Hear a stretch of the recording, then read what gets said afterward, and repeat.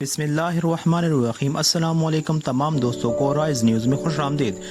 दोस्तों, वीडियो शुरू करने से पहले अगर आप लोगों ने हमारे चैनल राइज न्यूज़ को सब्सक्राइब नहीं किया तो जल्दी से सब्सक्राइब करें और साथ ही बेल का आइकन भी दबाएं ताकि हर नई आने वाले वीडियो और अपडेट आप लोगों को मिल सके। तो चलो दोस्तों, वीडियो को शुरू करते हैं।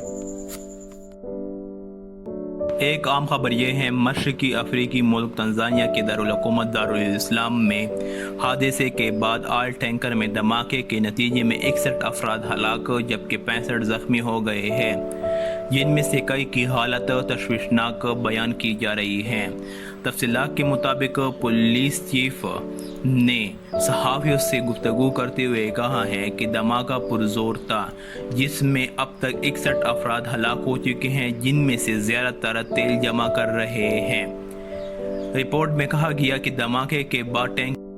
दोस्तों, इस वीडियो को लाइक और शेयर करें और मज़ीद अपडेट्स के लिए राइज न्यूज़ को सब्सक्राइब करें। शुक्रिया।